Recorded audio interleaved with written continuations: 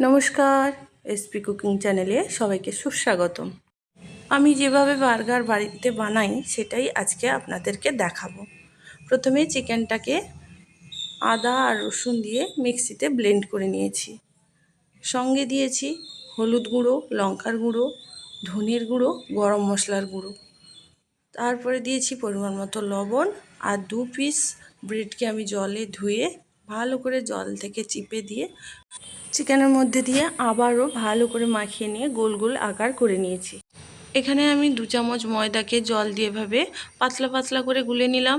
এবার গোল আকার করা চিকেনের বোলগুলোকে ওর মধ্যে ডুবিয়ে ব্রেড ক্রামে চিপে নিয়েছি।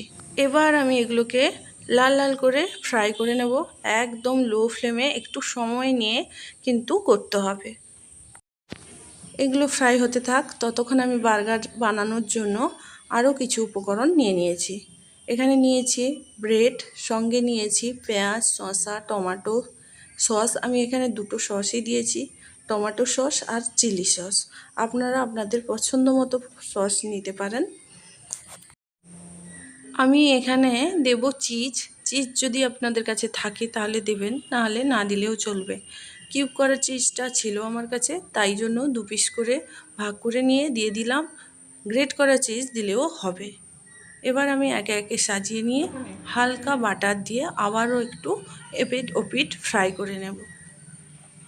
মোট 4টা বার্গার বানাচ্ছি, তাই একে একে করে নিচ্ছি, একইভাবেই করে নিচ্ছি।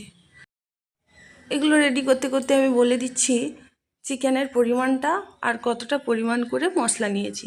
আমি এখানে বোনলেস চিকেন নিয়েছি 100 গ্রাম। যেহেতু অল্প পরিমাণ বানাচ্ছি তাই অল্প অল্প মশলা দিয়েছি। আপনারা যখন বেশি বানাবেন তাহলে মশলাটা একটু বাড়িয়ে দেবেন।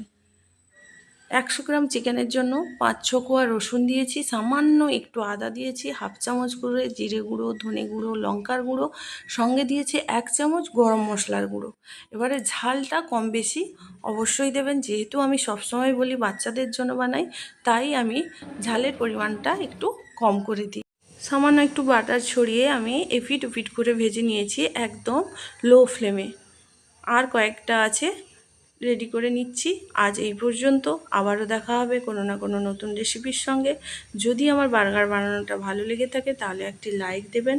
আর যারা আমার চ্যানেলে নতুন, ফেসবুক থেকে দেখছেন তাহলে চ্যানেলটিকে ফলো করে দেবেন। আর ইউটিউব থেকে যারা দেখছেন তারা চ্যানেলটিকে সাবস্ক্রাইব করে দেবেন।